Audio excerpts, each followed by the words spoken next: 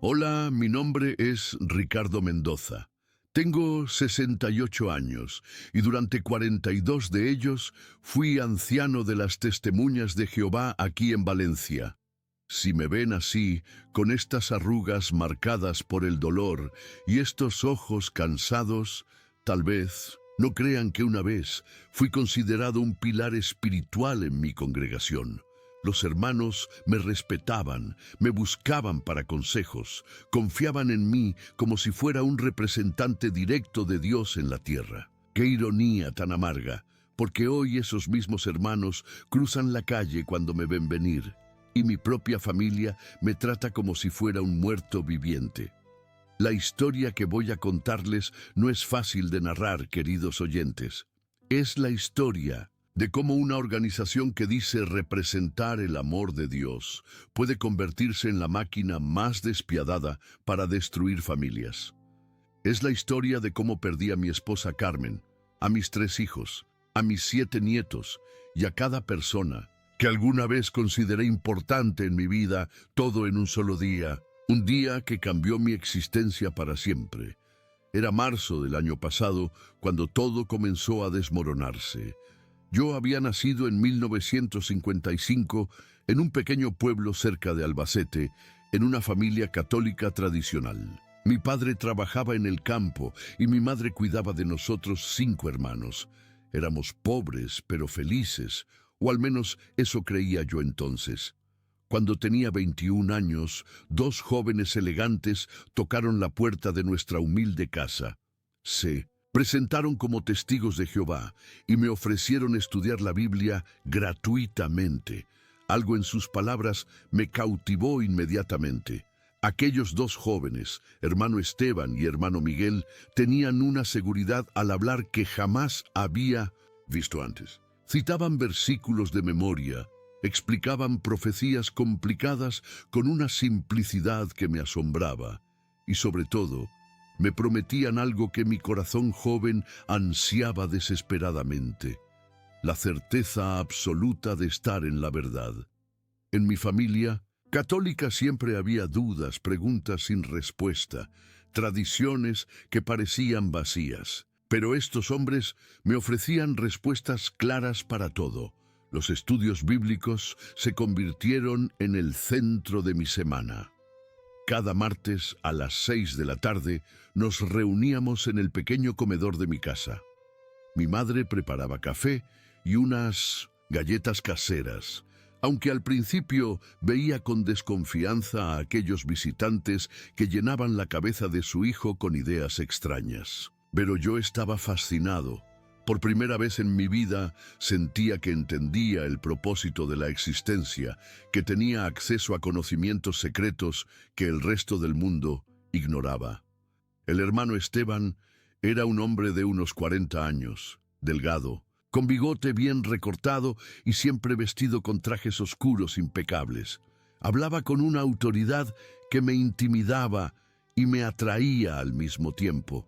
Me explicó que Jehová había elegido a su organización como único canal de comunicación con la humanidad, que fuera de ella no había salvación posible, que el mundo estaba controlado por Satanás y que pronto, muy pronto, vendría el Armagedón para destruir a todos los malvados. Solo los testigos de Jehová sobrevivirían para vivir eternamente en un paraíso terrenal. Estas enseñanzas me emocionaban profundamente. Imaginen ustedes, queridos amigos, cómo se siente un joven de 21 años al descubrir que forma parte del pueblo escogido de Dios, que tiene la verdad absoluta mientras el resto de la humanidad vive en tinieblas. Me sentía especial, privilegiado, como si fuera uno de los pocos elegidos para escapar de la destrucción mundial que se acercaba. En 6 meses ya estaba asistiendo regularmente al Salón del Reino de la Congregación Esperanza Eterna de Valencia. Era un edificio sencillo pero limpio, con filas de sillas de plástico azul y un pequeño estrado al frente donde los ancianos daban sus discursos. Allí conocí a Carmen, una joven preciosa de 19 años que también se había bautizado recientemente. Sus ojos brillaban con la misma certeza que yo sentía, la misma convicción de haber encontrado la verdad única e indiscutible. Carmen venía de una familia de testigos de segunda generación. Sus padres, hermano Antonio y hermana Rosa, llevaban más de 20 años en la organización y eran muy respetados en la congregación. Cuando empezamos a salir, siempre bajo la supervisión estricta que exigía la organización, sentí que había encontrado no solo a la mujer de mi vida, sino a la compañera perfecta para servir a Jehová hasta el fin de mis días. Nos casamos en 1978, en una ceremonia sencilla en el Salón del Reino. El hermano Joaquín Santos, el anciano coordinador, ofició la ceremonia con un discurso hermoso sobre cómo el matrimonio era un regalo de Jehová para aquellos que servían fielmente en su organización. Carmen estaba radiante con su vestido blanco sencillo, sin velo, porque la organización consideraba que esa era una tradición pagana. Yo me sentía el hombre más afortunado del mundo. Los primeros años de matrimonio fueron como vivir en una burbuja de felicidad espiritual. Carmen y yo compartíamos cada momento de nuestras vidas con la organización. Nos levantábamos temprano para leer el texto diario, desayunábamos hablando de las reuniones de la semana, pasábamos las tardes preparando nuestras presentaciones para el ministerio del campo. Los jueves asistíamos a la escuela del ministerio teocrático, los domingos a la reunión pública y los martes al estudio del libro. Además, todos los sábados salíamos a predicar de casa en casa durante al menos 4 horas. Nuestra vida social giraba completamente alrededor de los hermanos de la congregación. No teníamos amigos fuera de la organización porque nos habían enseñado que las malas compañías corrompen los hábitos útiles. Dejamos de celebrar cumpleaños, Navidad, Año Nuevo, cualquier festividad que la organización considerara de origen pagano. Incluso dejamos de hablar con algunos familiares que se negaron a aceptar la verdad. En 1980 nació nuestro primer hijo, David. Recuerdo la inmensa alegría que sentí al tenerlo en mis brazos por primera vez, pero también el peso de la responsabilidad. Este niño debía ser criado en la verdad, protegido de las influencias satánicas del mundo, educado para servir a Jehová desde su más tierna infancia. Carmen y yo dedicamos cada momento libre a inculcarle los valores de la organización. 2 años después llegó nuestra hija Elena, y en 1985 nuestro hijo menor, Miguel. Nuestra casa se llenó de risas infantiles, pero también de estudios bíblicos familiares, reuniones de preparación para las asambleas y conversaciones constantes sobre temas espirituales. Los niños aprendieron a recitar versículos bíblicos antes de aprender a escribir sus nombres completos. Mi progreso espiritual en la congregación era notable. En 1982 fui nombrado siervo ministerial. Y en 1987, después de demostrar mi lealtad inquebrantable a la organización durante casi 10 años, recibí el nombramiento que cambiaría mi vida para siempre: anciano de la congregación. Era el momento más orgulloso de mi existencia.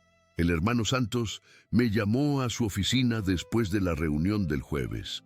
Su escritorio estaba cubierto de literatura de la sociedad Watchtower, y en la pared colgaban certificados de asambleas y una foto suya con algunos miembros del cuerpo gobernante. Me miró con una sonrisa paternal y me dijo las palabras que había soñado escuchar durante años. Hermano Ricardo, el Espíritu Santo ha dirigido al cuerpo de ancianos para recomendarlo como anciano de esta congregación. Jehová ha visto su fidelidad y dedicación, Sentí que mi corazón iba a explotar de emoción. Carmen lloró de alegría cuando se lo conté esa noche. Ahora yo sería uno de los pastores del rebaño de Dios. Tendría la autoridad para aconsejar espiritualmente a los hermanos, participar en comités judiciales, dar discursos desde la plataforma. Era la culminación de todo lo que había trabajado durante tantos años. Los siguientes 20 años fueron los más intensos de mi vida espiritual. Como anciano, mi autoridad en la congregación era incuestionable. Los hermanos me buscaban para resolver conflictos matrimoniales, problemas con hijos rebeldes, dudas doctrinales, crisis de fe. Yo tenía respuestas para todo porque la organización me había enseñado que como anciano era un representante directo de Jehová en la tierra. Participé en docenas de comités judiciales, esas reuniones secretas donde 3 ancianos juzgamos los pecados de los hermanos. Expulsamos a personas por adulterio, por fumar, por cuestionar las enseñanzas, por mantener amistad con expulsados. Cada vez que anunciábamos que alguien ya no es uno de los testigos de Jehová, veía cómo esa persona se convertía instantáneamente en invisible para toda la congregación, incluyendo su propia familia. En ese entonces, yo creía firmemente que estábamos haciendo la voluntad de Dios. La organización nos enseñaba que la disciplina era una muestra de amor, que expulsar a los pecadores protegía la pureza de la congregación. Nunca me detuve a pensar en el sufrimiento que causábamos, en las familias que destruíamos, en las vidas que arruinábamos con nuestras decisiones. Mis hijos crecieron respirando el aire de la organización como si fuera oxígeno puro. David, Elena y Miguel nunca conocieron otra realidad que no fuera la de las 5 reuniones semanales, las asambleas de distrito, las conmemoriosas anuales y las horas interminables de predicación puerta a puerta. Los eduqué con la misma rigidez con la que mis superiores espirituales me habían moldeado a mí, convencido de que así los protegía del mundo malvado que nos rodeaba. Recuerdo vívidamente cómo David, con apenas 8 años, lloraba cada diciembre porque todos sus compañeros de clase hablaban emocionados de la llegada de los Reyes Magos, mientras él debía explicar que su familia no celebraba fiestas paganas. Elena, mi pequeña princesa, llegaba triste a casa cada vez que una compañerita celebraba su cumpleaños y ella no podía asistir porque nosotros no participábamos en celebraciones mundanas. Miguel, el más sensible de los 3, me preguntaba, ¿por qué Jehová había hecho un mundo tan bonito si estaba controlado por Satanás? Como padre y anciano, yo tenía respuestas preparadas para todas estas preguntas difíciles. Les explicaba que el sacrificio temporal valía la pena por la vida eterna que nos esperaba, que mientras otros niños perdían tiempo en diversiones vanas, ellos estaban acumulando tesoros en el cielo, que ser diferentes del mundo era motivo de orgullo, no de tristeza. Carmen apoyaba completamente esta educación. Ella misma había crecido así y consideraba que era la única forma correcta de criar hijos en la verdad. Los años 80 y 90 fueron décadas de crecimiento espiritual constante para nuestra familia. Yo había desarrollado una reputación sólida como anciano sabio y comprensivo. Los hermanos de toda la región me conocían por mis discursos públicos emotivos y por mi habilidad para manejar situaciones delicadas en los comités judiciales. Carmen se había convertido en pionera regular, dedicando 70 horas mensuales a la predicación, y nuestros hijos eran considerados ejemplos de jóvenes espirituales en todo el circuito. David se bautizó a los 16 años, en una asamblea de distrito celebrada en el Palacio de Deportes de Valencia. Verlo sumergirse en esas aguas, dedicando su vida oficialmente a Jehová, fue uno de los momentos más emotivos de mi existencia. Elena siguió sus pasos 2 años después, y Miguel, aunque más reservado, también tomó la decisión de bautizarse al cumplir 18 años. Toda la congregación nos felicitaba por haber criado 3 hijos tan dedicados a la verdad. En 1995, cuando David tenía 25 años, se casó con María, una hermosa joven pionera de la congregación vecina, Luz Perpetua.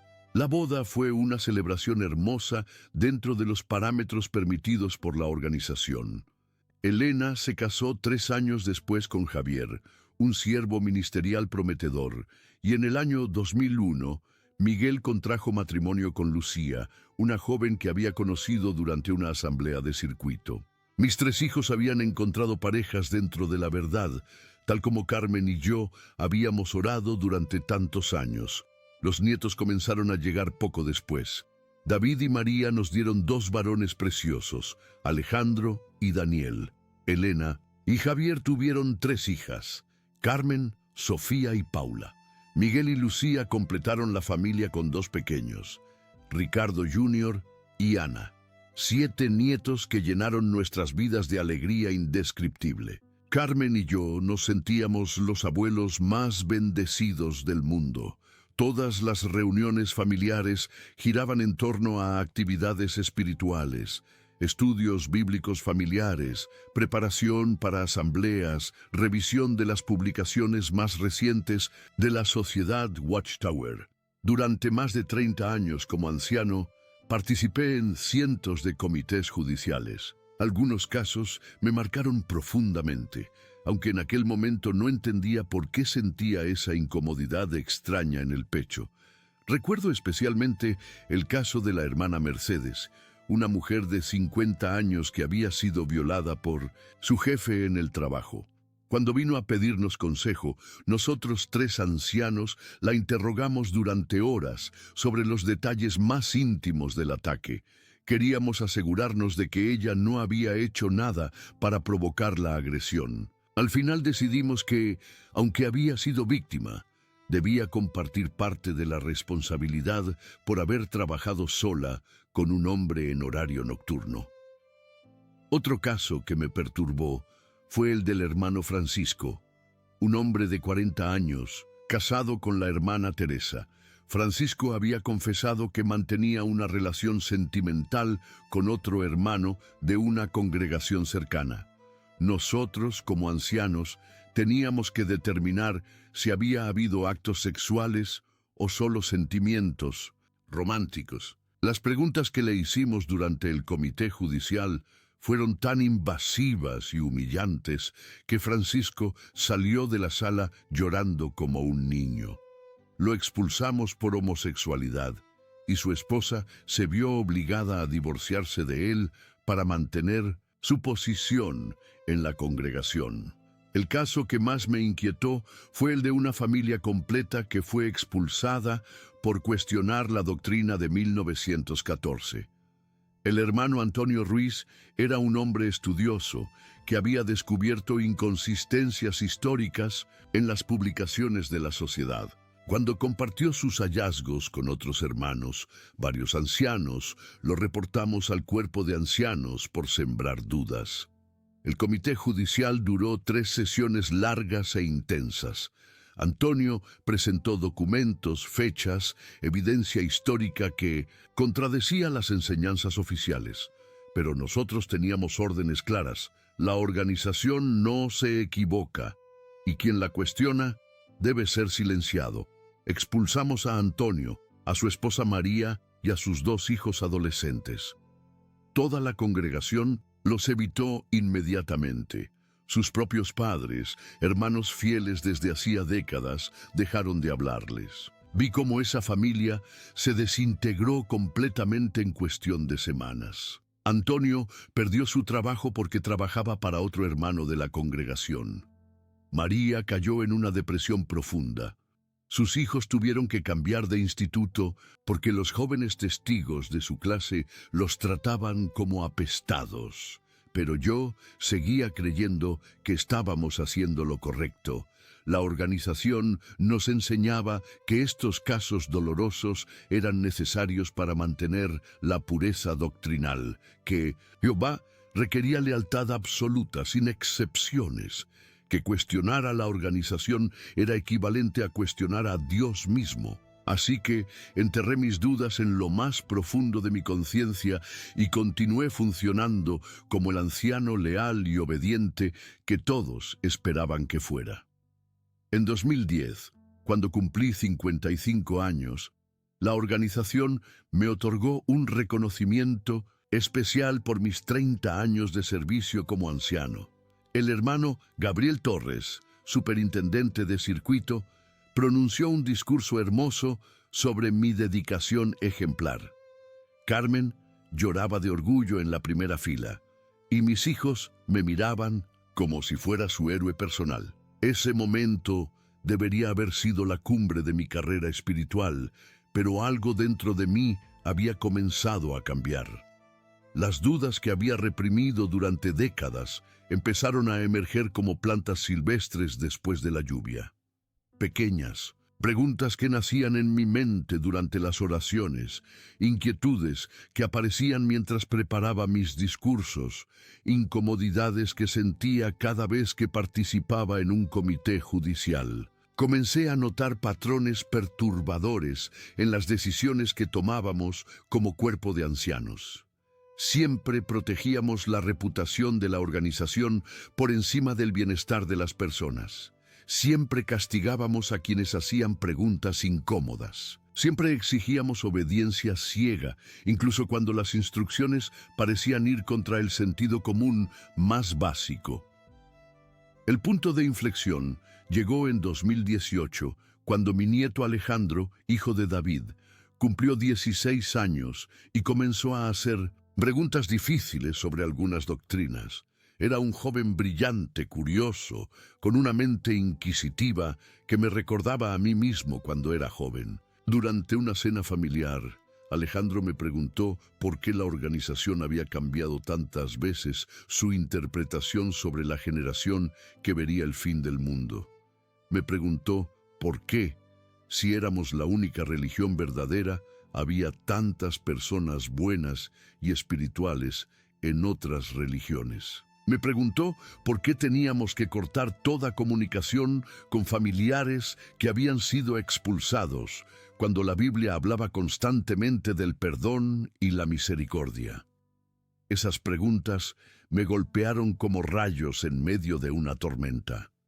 Durante 40 años había dado respuestas automáticas a interrogantes similares, repitiendo como un loro las explicaciones que la organización nos proporcionaba en nuestras reuniones de ancianos. Pero esta vez, mirando los ojos inocentes y sinceros de mi nieto, las palabras se me quedaron atascadas en la garganta. Por primera vez en mi vida, no tenía respuestas convincentes que ofrecer. Esa noche no pude dormir. Le di vueltas a las preguntas de Alejandro hasta el amanecer. Carmen me preguntó qué me pasaba, por qué estaba tan inquieto, pero no supe cómo explicarle la tormenta que se había desatado en mi interior. Al día siguiente hice algo que no había hecho en décadas. Abrí la Biblia sin ninguna publicación de la Sociedad Watchtower como guía. Solo la Biblia, solo las palabras que supuestamente habían salido directamente de la boca de Dios. Lo que descubrí durante las siguientes semanas cambió mi vida para siempre. Sin los filtros interpretativos de la organización, la Biblia me hablaba de manera completamente diferente. Jesús aparecía como un personaje revolucionario que desafiaba constantemente a las autoridades religiosas de su época, que mostraba compasión hacia los marginados, que perdonaba a los pecadores sin exigirles que primero se ganaran ese perdón. Pablo escribía sobre la libertad cristiana, sobre cómo el amor debía ser la motivación principal de todas nuestras acciones, sobre cómo juzgar a otros era peligroso y contraproducente.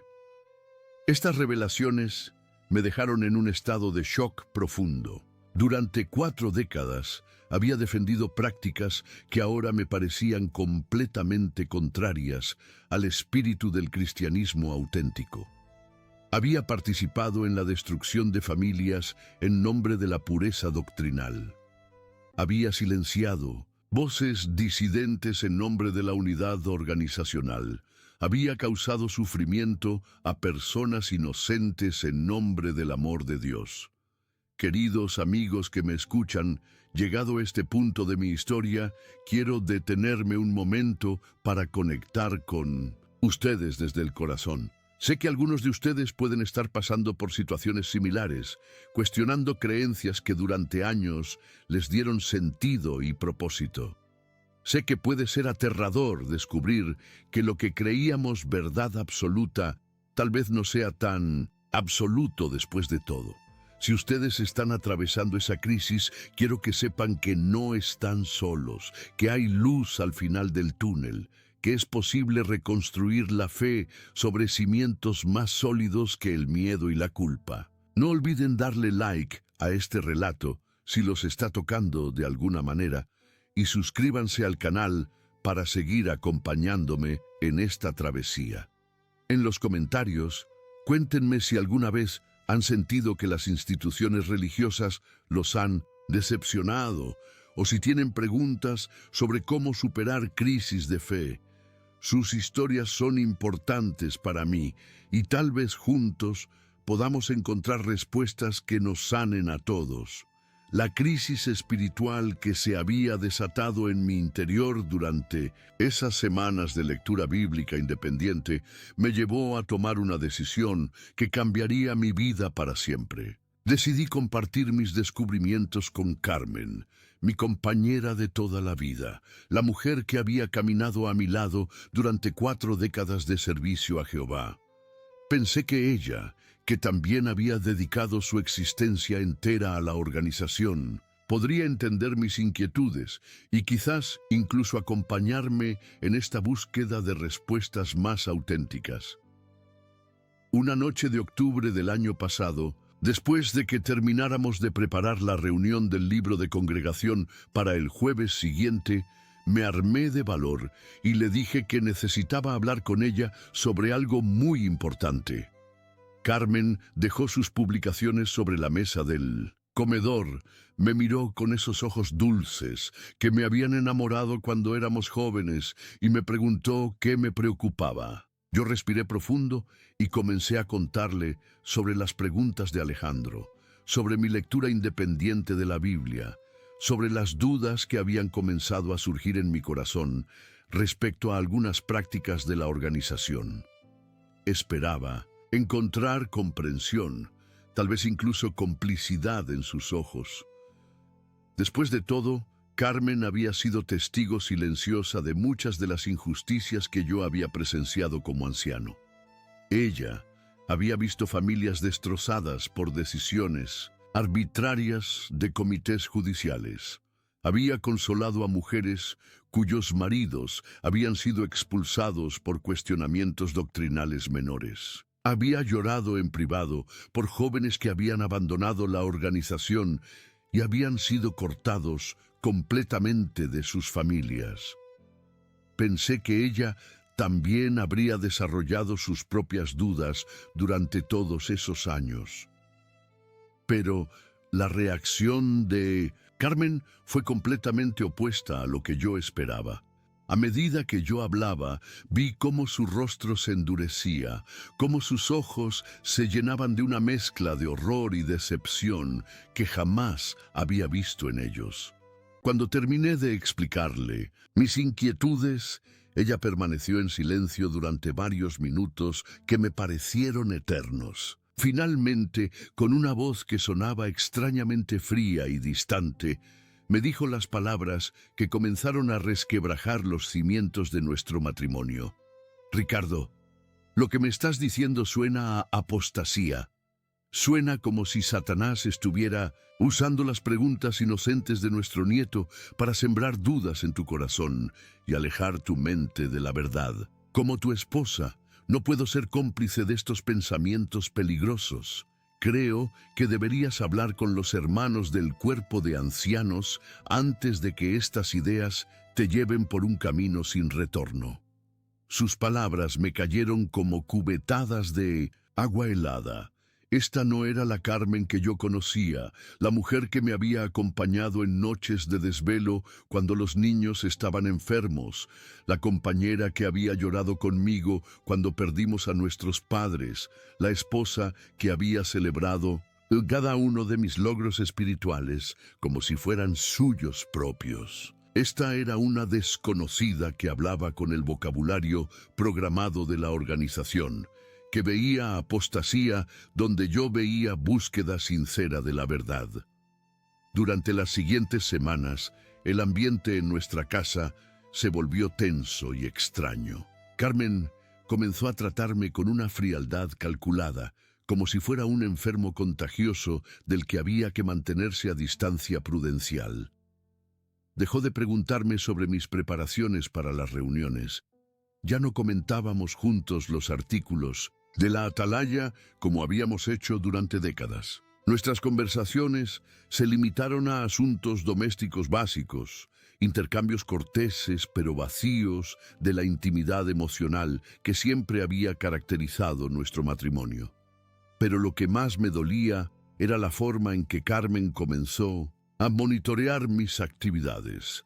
Revisaba discretamente mis notas de estudio personal, prestaba atención especial a mis comentarios durante las reuniones, buscando señales de desviación doctrinal. Incluso llegué a sorprenderla escuchando detrás de la puerta cuando hablaba por teléfono con mis hijos, como si temiera que estuviera infectándolos con mis dudas heréticas. Mis hijos notaron inmediatamente el cambio en la dinámica familiar. David fue el primero en preguntarme directamente qué estaba pasando entre Carmen y yo. Le expliqué de manera muy general que estaba atravesando por algunas inquietudes espirituales, sin entrar en detalles específicos, porque no quería alarmarlos innecesariamente. Pero David, que había heredado mi tendencia a hacer preguntas incómodas, no se conformó con respuestas vagas.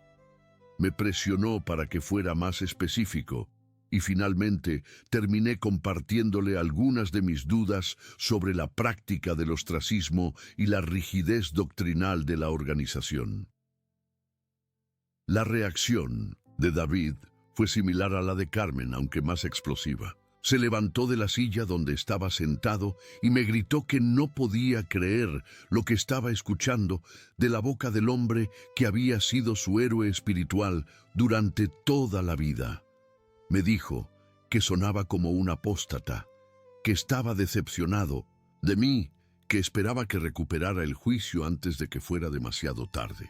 Salió de la casa dando un portazo y durante varios días no respondió a mis llamadas telefónicas. Elena y Miguel reaccionaron de maneras ligeramente diferentes, pero igualmente dolorosas. Elena lloró desconsoladamente cuando le expliqué mis dudas, diciéndome que no entendía cómo yo podía cuestionar la organización que nos había dado una familia tan hermosa y unida. Miguel, el más introvertido de mis hijos, simplemente me miró con una tristeza profunda y me dijo que oraría a Jehová para que me ayudara a superar esta crisis de fe. Lo que ninguno de mis hijos entendía era que mi crisis no era de fe en Dios, sino de fe en una organización humana que se había presentado como su único representante en la tierra. Yo seguía creyendo en Dios, seguía amando a Jesús, seguía valorando los principios bíblicos de amor, justicia y misericordia. Lo que había perdido era la capacidad de creer ciegamente en hombres imperfectos que exigían obediencia absoluta y que castigaban cualquier cuestionamiento como si fuera traición divina. Mientras mi familia se alejaba emocionalmente de mí, yo continué profundizando mi estudio independiente de las Escrituras. Descubrí que muchas de las doctrinas distintivas de los testigos de Jehová no tenían fundamento bíblico sólido, sino que habían sido desarrolladas por la organización para mantener control sobre sus miembros.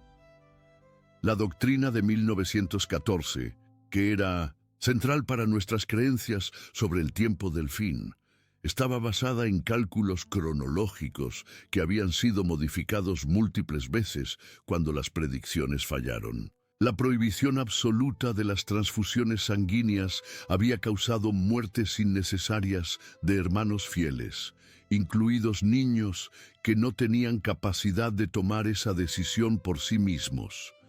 Pero lo que más me perturbó fue descubrir la extensión del encubrimiento sistemático de casos de abuso sexual dentro de la organización. A través de Internet, encontré testimonios de cientos de víctimas que habían sido silenciadas por ancianos más preocupados por proteger la reputación de la sociedad que por proteger a los niños inocentes.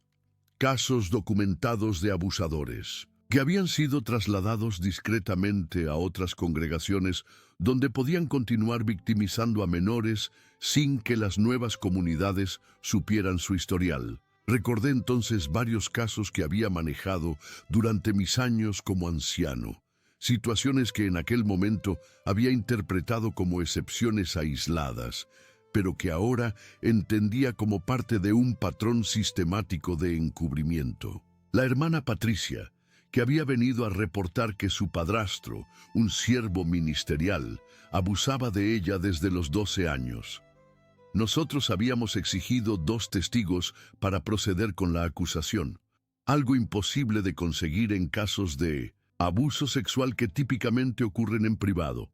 Como no pudo presentar testigos, archivamos el caso y le dijimos que esperara en Jehová. Años después, ese mismo hombre abusó de otras 2 niñas en la congregación. El caso del hermano Rodrigo también regresó a mi memoria con una claridad dolorosa. Rodrigo era un anciano respetado que había sido acusado por su propia hija de abuso sexual continuado durante su adolescencia.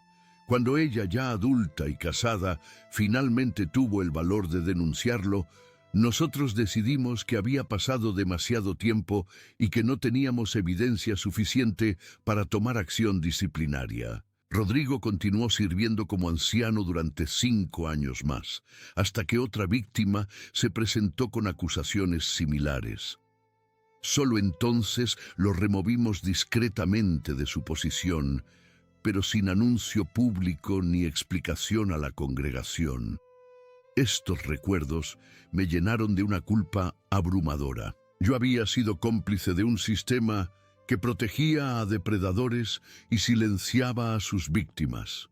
Había participado activamente en decisiones que causaron sufrimiento indecible a personas inocentes, todo en nombre de proteger la reputación de una organización que se presentaba como moralmente superior al resto del mundo.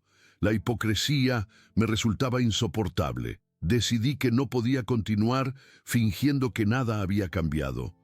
No podía seguir subiendo a la plataforma a dar discursos sobre principios bíblicos mientras participaba en un sistema que violaba esos mismos principios de manera sistemática. No podía continuar aconsejando a familias sobre el amor cristiano mientras aplicaba políticas que destruían familias por diferencias doctrinales menores. En diciembre del año pasado, pedí una reunión con el cuerpo de ancianos de nuestra congregación. Éramos 5 ancianos en total. Yo, el hermano Gabriel Morales, que servía como coordinador, el hermano Fernando López, el hermano José Ramírez y el hermano Pablo Vega. Estos hombres habían sido mis compañeros de servicio durante décadas. Habíamos tomado decisiones difíciles juntos. Habíamos consolado a familias en crisis. Habíamos trabajado lado a lado en proyectos de construcción de salones del reino. Pensé que tal vez podría tener una conversación honesta con ellos sobre mis inquietudes. La reunión se llevó a cabo en la biblioteca del Salón del Reino, esa pequeña habitación donde habíamos discutido tantos casos judiciales a lo largo de los años. Me senté frente a mis 4 compañeros, todos vestidos con sus trajes oscuros de rigor, todos con expresiones serias que no auguraban nada bueno.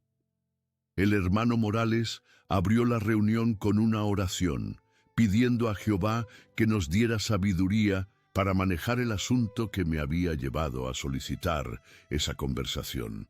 Cuando terminó la oración, respiré profundo y comencé a hablar. Les expliqué que durante los últimos meses había estado estudiando independientemente las Escrituras y había desarrollado algunas inquietudes sobre ciertas políticas y prácticas de la organización. Traté de ser lo más respetuoso y diplomático posible, enfocándome en preguntas específicas más que en acusaciones directas.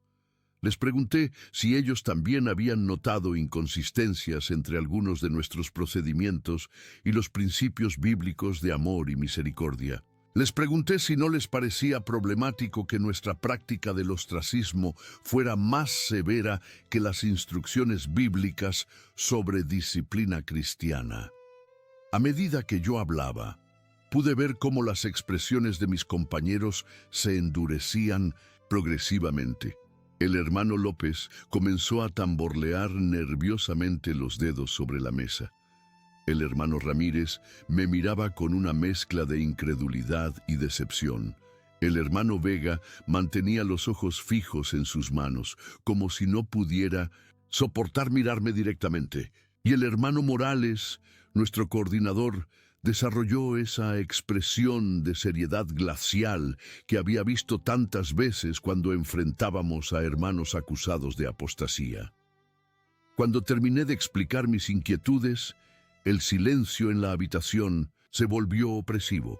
Finalmente el hermano Morales habló con una voz que sonaba extrañamente formal y distante, muy diferente al tono amistoso que siempre había usado conmigo en el pasado.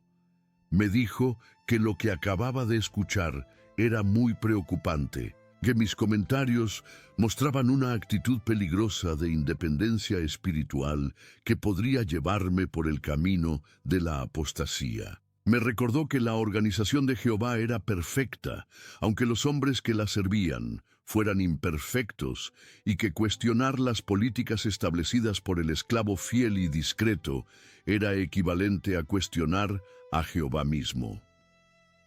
Intenté explicarles que no estaba cuestionando a Jehová, sino algunas interpretaciones y aplicaciones humanas de principios bíblicos. Pero el hermano López me interrumpió bruscamente, diciéndome que esa distinción era exactamente lo que caracterizaba el pensamiento apóstata. Que los apóstatas siempre afirmaban estar siguiendo la Biblia mientras rechazaban la organización que Jehová había establecido para guiar a su pueblo. La conversación continuó durante casi 3 horas, pero desde los primeros minutos supe que era inútil. Mis compañeros no estaban interesados en examinar mis inquietudes de manera objetiva. Ya habían decidido que yo representaba una amenaza para la estabilidad de la congregación, y su única preocupación era determinar qué tan lejos había llegado mi corrupción espiritual y qué medidas disciplinarias eran necesarias para contenerla. Al final de la reunión, el hermano Morales me informó que el cuerpo de ancianos había decidido establecer un comité judicial para examinar formalmente mis comentarios y determinar si había base para acción disciplinaria. Me dijo que tenía una semana para reflexionar sobre mi actitud y preparar una defensa de mis declaraciones. Me advirtió que si persistía en mi pensamiento independiente, enfrentaría consecuencias serias que podrían incluir mi remoción como anciano o incluso mi expulsión de la congregación. Salí de esa reunión con el corazón destrozado, no porque temiera las consecuencias disciplinarias, sino porque acababa de descubrir que hombres, a quienes había considerado hermanos espirituales durante décadas, eran incapaces de tener una conversación honesta sobre temas que afectaban las vidas de personas reales. Habían elegido la lealtad ciega a una organización por encima de la búsqueda sincera de la verdad bíblica. La semana que transcurrió entre esa reunión devastadora con mis compañeros ancianos y el comité judicial que determinaría mi destino fue la más larga y tortuosa de mi vida. Cada día que pasaba sentía cómo mi mundo se desmoronaba lentamente. como un edificio cuyos cimientos habían sido socavados por un terremoto silencioso. Carmen apenas me dirigía la palabra, y cuando lo hacía, sus comentarios estaban cargados de reproche y decepción. Mis hijos me llamaban menos frecuentemente, y cuando hablábamos podía percibir la tensión en sus voces, como si estuvieran hablando con un desconocido peligroso en lugar de con su padre. Durante esos días de incertidumbre, traté de prepararme para el comité judicial, revisando meticulosamente cada argumento que pensaba presentar en mi defensa. Pasé horas estudiando versículos bíblicos que respaldaran mis inquietudes, organizando mis pensamientos de manera lógica y coherente, practicando las palabras que usaría para explicar mi posición sin sonar confrontativo o irrespetuoso. Tenía la esperanza ingenua de que si presentaba mis dudas de manera suficientemente convincente y bíblica, tal vez podría ayudar a mis hermanos ancianos a ver las inconsistencias que yo había descubierto. Pero a medida que avanzaba la semana, comencé a recibir señales inquietantes de que mi situación era más grave de lo que había anticipado inicialmente.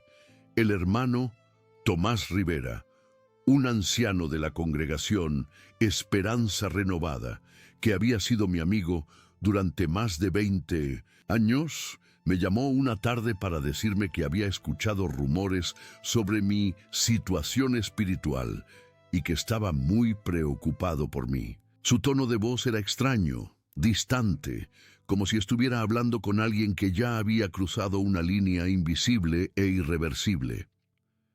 «Ricardo», me dijo con una voz que sonaba forzadamente paternal, «he escuchado que estás pasando por algunas dificultades con tu fe.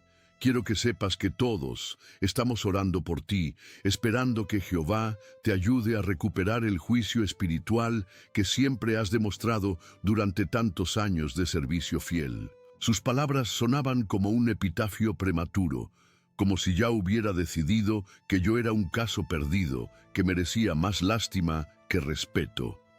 Esa misma semana, comencé a notar cambios sutiles pero significativos en la forma en que otros hermanos de la congregación me trataban. Durante las reuniones, algunos evitaban hacer contacto visual conmigo. Conversaciones que se detenían abruptamente cuando yo me acercaba. Saludos que se volvieron mecánicos y fríos, despojados de la calidez genuina que había caracterizado mis relaciones durante décadas. Era como si una nube invisible de contaminación espiritual me rodeara, advirtiendo a los hermanos fieles que mantuvieran distancia prudencial. El hermano Eduardo Castillo, con quien había colaborado en múltiples proyectos de construcción de salones del reino, me abordó después de la reunión del jueves con una expresión de preocupación exagerada que me resultó profundamente ofensiva. «Hermano Ricardo», me dijo en un tono que sonaba ensayado, «sé que estás atravesando por momentos difíciles espiritualmente. Quiero que sepas que si necesitas hablar con alguien que pueda ayudarte a ver las cosas desde la perspectiva correcta, estoy disponible. A veces, cuando estamos bajo la influencia de pensamientos negativos, necesitamos la ayuda de hermanos maduros para recuperar nuestra visión espiritual». Su oferta, que probablemente estaba motivada por preocupación genuina, me hirió profundamente porque revelaba cuán rápidamente se había extendido la percepción de que yo había perdido mi cordura espiritual. En cuestión de días, había pasado de ser un anciano respetado y confiable a ser visto como un hermano problemático que necesitaba intervención correctiva. La velocidad con la que mi reputación se había desintegrado me mostró cuán frágil era realmente la posición de cualquier testigo de Jehová, sin importar cuántos años de servicio fiel tuviera en su historial.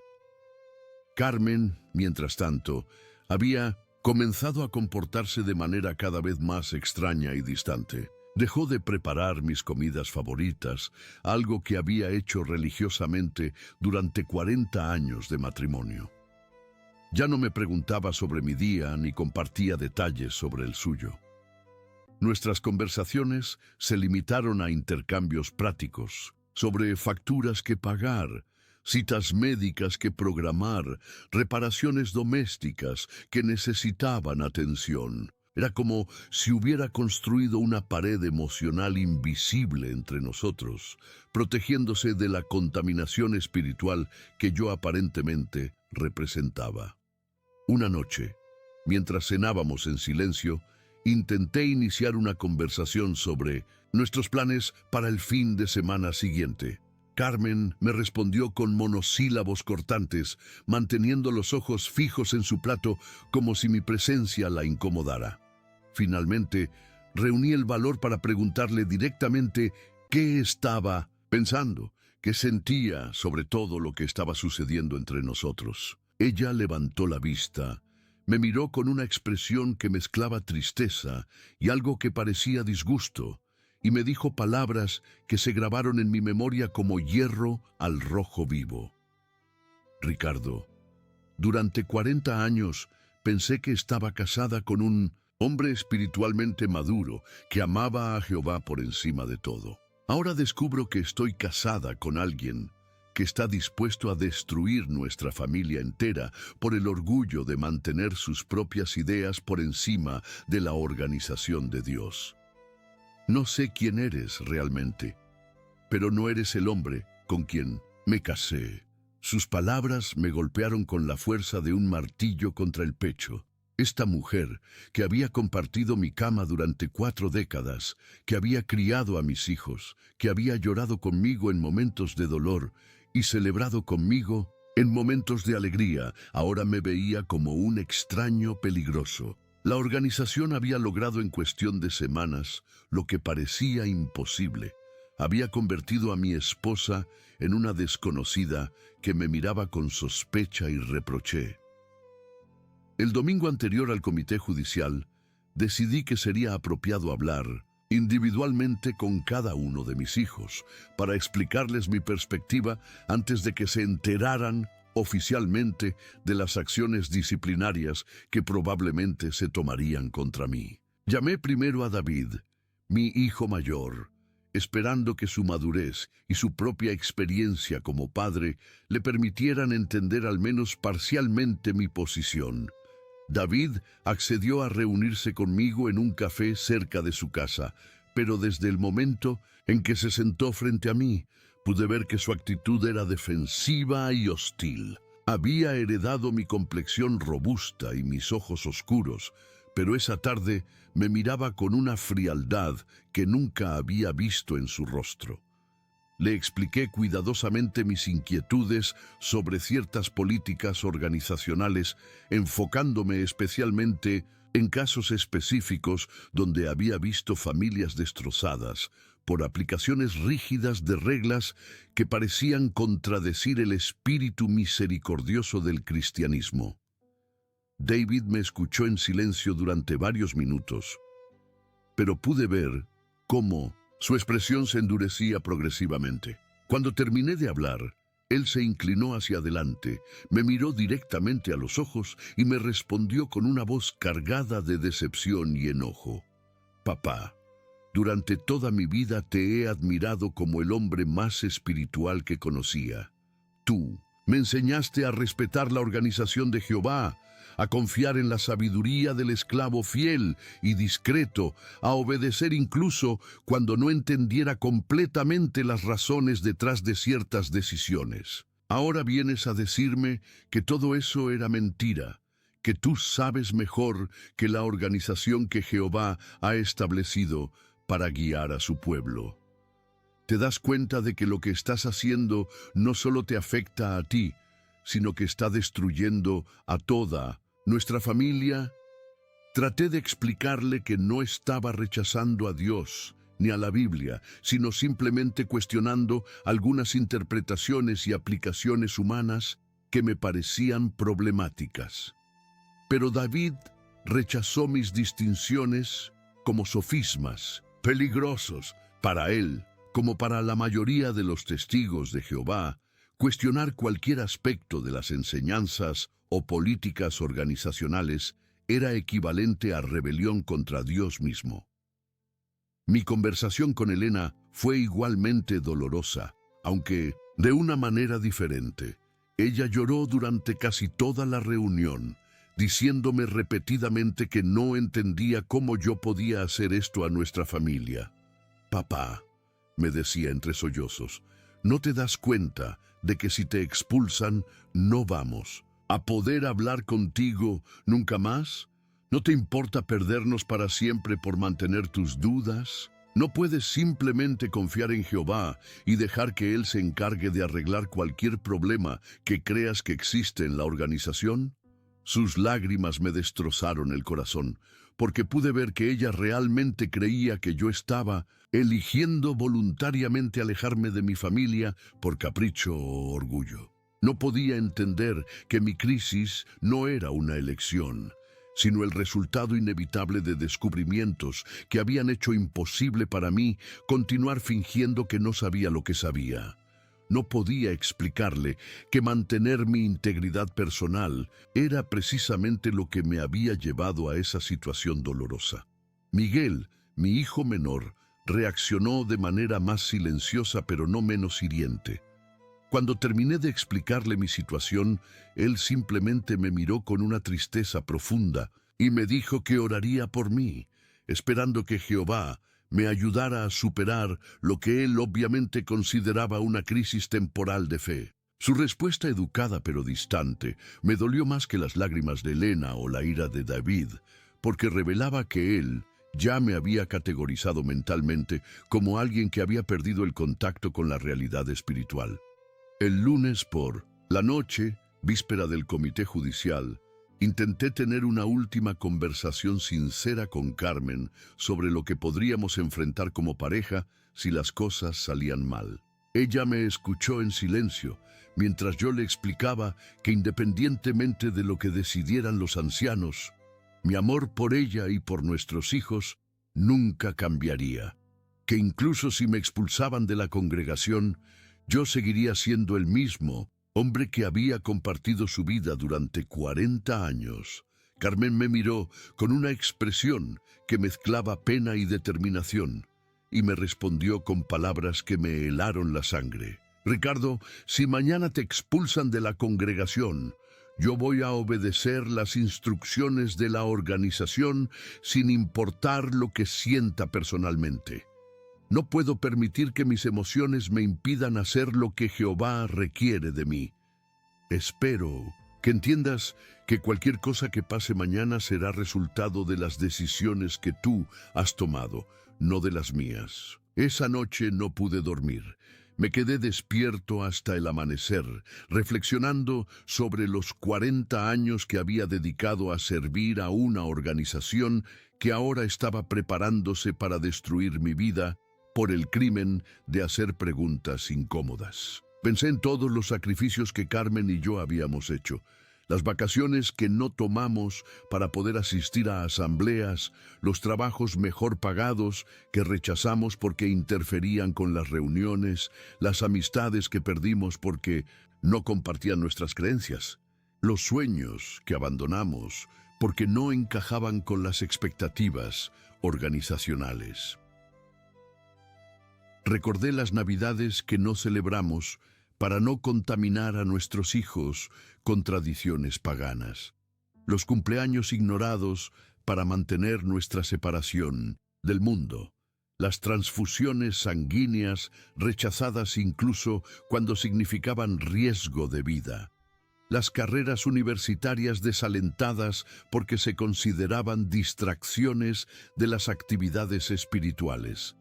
Toda una vida estructurada alrededor de reglas y restricciones diseñadas por hombres que afirmaban hablar en nombre de Dios. Y ahora, después de 4 décadas de obediencia casi perfecta, después de haber sacrificado tanto en el altar de la lealtad organizacional, me encontraba completamente solo, abandonado por mi esposa, rechazado por mis hijos, traicionado por mis hermanos espirituales, todo porque había tenido la audacia de sugerir que algunas políticas organizacionales podrían no reflejar perfectamente la voluntad divina. La ironía era abrumadora. La organización que me había prometido una familia espiritual eterna estaba a punto de quitarme la única familia que realmente tenía. La religión que predicaba el amor incondicional me estaba enseñando que el amor de mi propia familia estaba condicionado a mi conformidad absoluta con interpretaciones doctrinales humanas. La institución que afirmaba representar a un Dios de misericordia y perdón se preparaba para ejecutar una sentencia de muerte social contra mí por el crimen imperdonable de pensar independientemente. El martes por la noche llegó como una ejecución programada. Me vestí con mi mejor traje, como si fuera a dar un discurso público importante, y me dirigí al Salón del Reino, donde se llevaría a cabo mi comité judicial.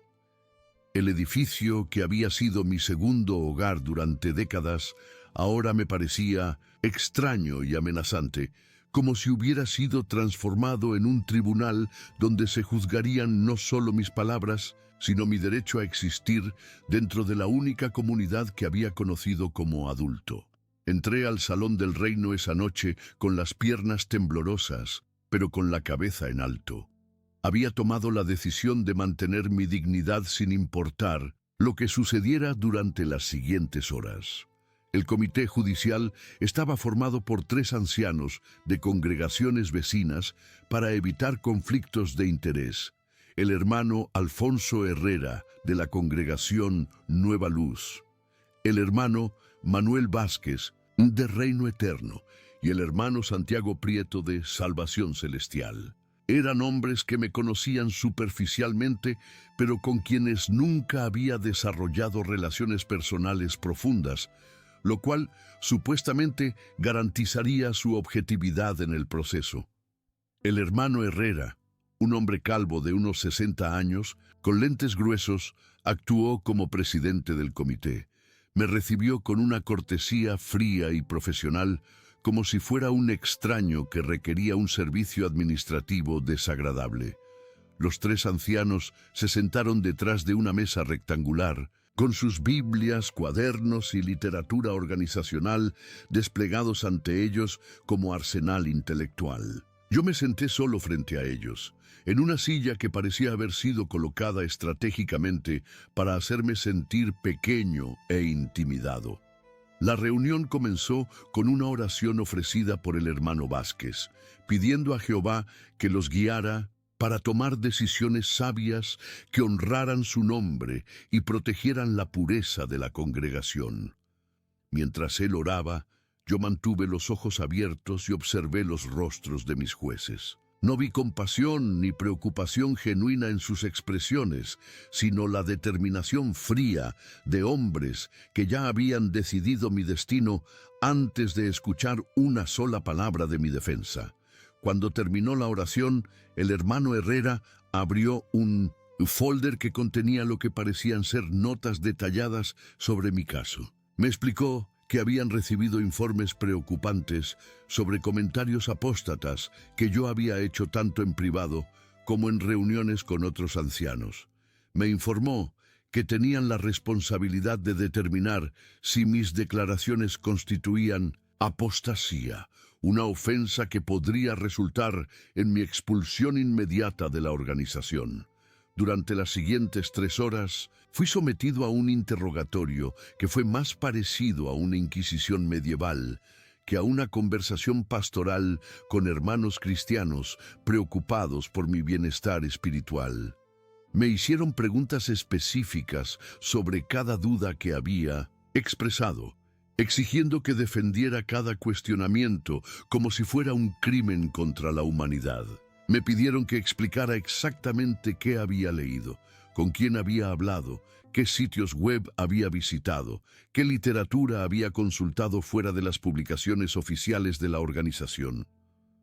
Cuando intenté explicar mis preocupaciones sobre la práctica del ostracismo y cómo había visto familias destruidas por aplicaciones rígidas de esta política, el hermano Prieto me interrumpió bruscamente.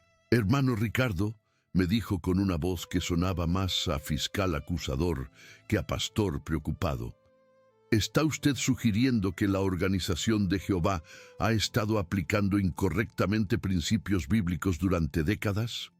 ¿Cree usted que entiende las Escrituras mejor que el esclavo fiel y discreto que Jehová ha establecido para alimentar a su pueblo en el tiempo apropiado? Traté de explicar que no estaba cuestionando la autoridad de las Escrituras, sino algunas interpretaciones y aplicaciones específicas que me parecían inconsistentes con el carácter amoroso y misericordioso de Dios que la Biblia revela. Pero cada vez que intentaba presentar un argumento bíblico para respaldar mis inquietudes, uno de los tres ancianos me citaba alguna publicación de la Watchtower o algún artículo de la Atalaya que contradecía mi interpretación. El hermano Vázquez sacó entonces un cuaderno lleno de citas que aparentemente había preparado específicamente para esta reunión.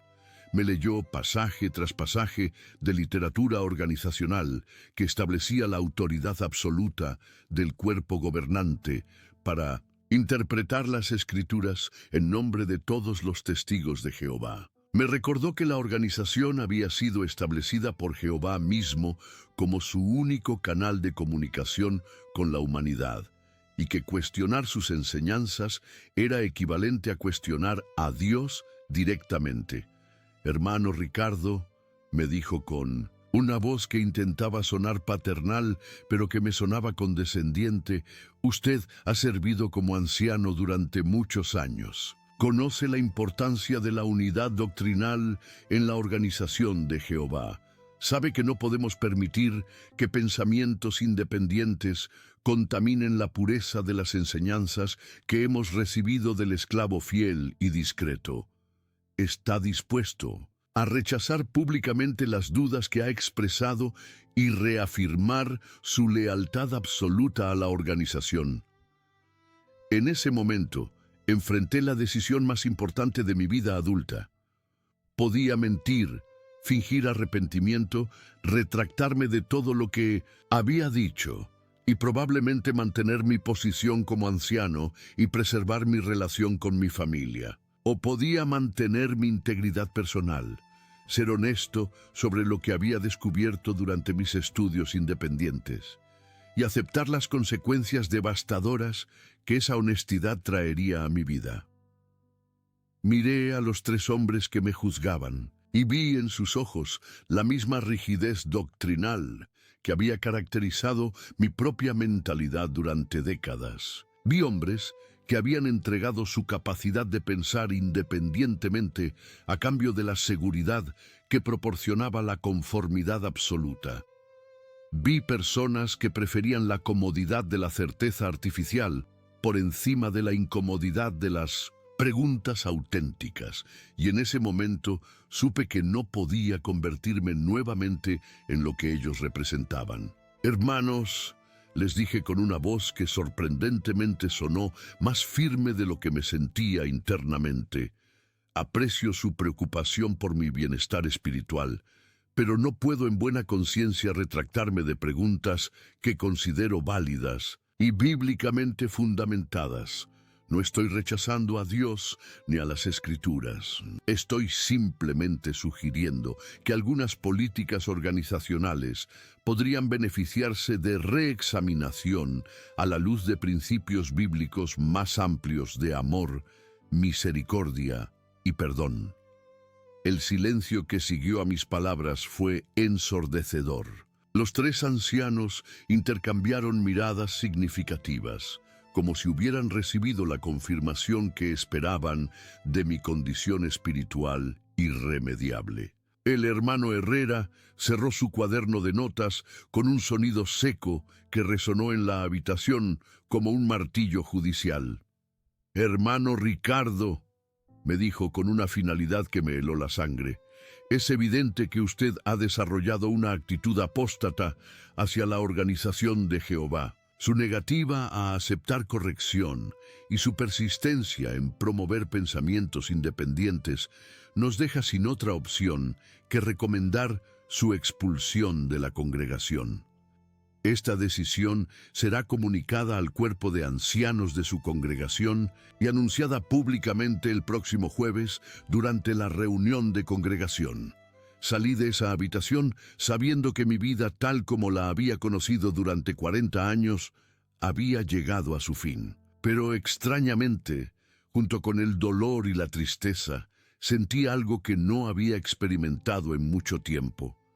Una sensación de libertad auténtica, como si me hubieran quitado de los hombros un peso que había estado cargando sin darme cuenta durante décadas.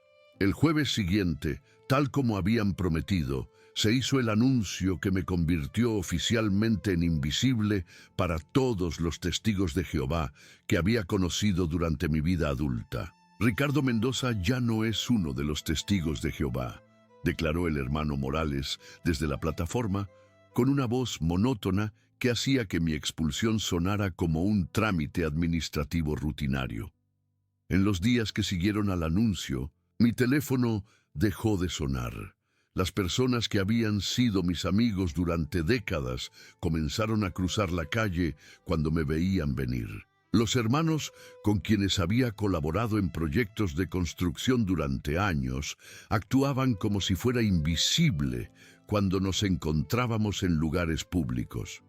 Mi identidad social fue borrada de manera tan completa y eficiente que parecía como si hubiera muerto sin haber dejado rastro de mi existencia. Pero lo más doloroso fue lo que sucedió dentro de mi propia familia. Carmen cumplió su promesa de obedecer las instrucciones organizacionales sin importar sus sentimientos personales. Se mudó a casa de Elena, llevándose consigo 40 años de recuerdos compartidos y dejándome solo en una casa que de repente se sentía como un mausoleo de mi vida anterior. Mis hijos bloquearon mi número de teléfono. Mis nietos fueron instruidos para que no respondieran si yo trataba de contactarlos. En cuestión de semanas, fui completamente erradicado de la vida de las personas que más amaba en el mundo. Los primeros meses después de mi expulsión fueron los más oscuros de mi existencia. La depresión me golpeó con una fuerza que no había anticipado. Había días en que no tenía energía para levantarme de la cama, días en que la soledad era tan abrumadora que consideré seriamente si valía la pena continuar viviendo. Había perdido no solo mi familia y mis amigos, sino también mi identidad, mi propósito, mi red de apoyo social, mi estructura de vida completa. Pero gradualmente comencé a reconstruir mi existencia sobre fundamentos diferentes. Empecé a leer libros que la organización había prohibido durante décadas. Estudié historia, filosofía, ciencia, literatura, todos los campos del conocimiento humano que habían sido desalentados como distracciones de la verdad espiritual. Descubrí un mundo intelectual rico y fascinante que había estado negándome a mí mismo durante toda mi vida adulta. También comencé a conectar con otras personas que habían pasado por experiencias similares. A través de Internet, encontré comunidades de ex-testigos de Jehová que entendían exactamente lo que yo estaba atravesando. Por primera vez en meses, no me sentía completamente solo. Había miles de personas que habían pagado el mismo precio terrible por el crimen de pensar independientemente, y muchas de ellas habían logrado reconstruir vidas plenas y significativas después de dejar la organización. Hoy, después de casi 2 años desde mi expulsión, puedo decir honestamente que aunque el precio que pagué fue devastador, no me arrepiento de las decisiones que tomé. He perdido mi familia, mis amigos, mi comunidad, mi identidad social, pero he ganado algo que no tenía precio: mi integridad personal y mi libertad intelectual. Ya no tengo que fingir que creo cosas que me parecen irracionales. Ya no tengo que participar en prácticas que considero crueles o injustas. Ya no tengo que vivir en constante temor de hacer preguntas que podrían ser consideradas peligrosas. Mi casa ya no se llena de risas familiares los domingos después de las reuniones. pero tampoco se llena de la tensión que caracterizaba esas reuniones familiares obligatorias donde teníamos que actuar como la familia perfecta de testigos que realmente nunca fuimos. Mis días ya no están estructurados alrededor de reuniones religiosas, pero tampoco están llenos de la ansiedad constante de mantener apariencias espirituales que no reflejaban mis pensamientos reales. He comenzado a desarrollar amistades genuinas con personas que me aceptan tal como soy, sin exigir conformidad doctrinal como precio de su amistad. He descubierto la alegría de celebrar cumpleaños, algo que no había hecho en 40 años. He experimentado la libertad de tomar decisiones médicas basadas en evidencia científica, en lugar de interpretaciones religiosas de textos bíblicos antiguos. Pero sobre todo, he recuperado mi relación personal con Dios, una relación que no está mediada por organizaciones humanas ni condicionada por obediencia a interpretaciones doctrinales específicas. Oro directamente a Él, sin temer que mis palabras sean consideradas inadecuadas por supervisores espirituales. Leo la Biblia con ojos nuevos, sin filtros organizacionales que me digan qué debo encontrar en sus páginas. Experimento una espiritualidad más auténtica y satisfactoria de la que jamás conocí durante mis décadas como testigo de Jehová. Aún tengo esperanza de que algún día Carmen y mis hijos encuentren el valor para cuestionar las creencias que los mantienen prisioneros de una organización que exige lealtad absoluta a cambio de amor condicional. Espero que algún día puedan ver que el hombre que los ama no cambió, sino que simplemente encontró la honestidad para admitir lo que había descubierto sobre la naturaleza verdadera de la organización que controlaba sus vidas. Mientras tanto, continúo construyendo una nueva vida basada en principios que puedo defender con integridad. Ayudo a otras personas que están atravesando crisis similares. Comparto mi historia con cualquiera que esté dispuesto a escuchar. Trabajo para exponer los mecanismos de control que utilizan organizaciones religiosas autoritarias para mantener a sus miembros en obediencia ciega. Mi mensaje para ustedes, queridos amigos, que han tenido la paciencia de escuchar mi historia hasta el final, es simple pero profundo. Nunca permitan que ninguna organización, sin importar cuán santa afirme ser, les exija que entreguen su capacidad de pensar independientemente. Nunca acepten que el amor de su familia esté condicionado a su conformidad con interpretaciones doctrinales específicas. Nunca sacrifiquen su integridad personal por la ilusión de seguridad que proporciona la obediencia ciega. La verdad no teme al escrutinio. El amor auténtico no requiere conformidad absoluta. Dios, si realmente existe, es lo suficientemente grande como para manejar nuestras preguntas honestas sin castigarnos con aislamiento social y destrucción familiar. Cualquier organización que utilice esas tácticas para mantener control sobre sus miembros ha perdido cualquier derecho legítimo de afirmar que representa principios divinos.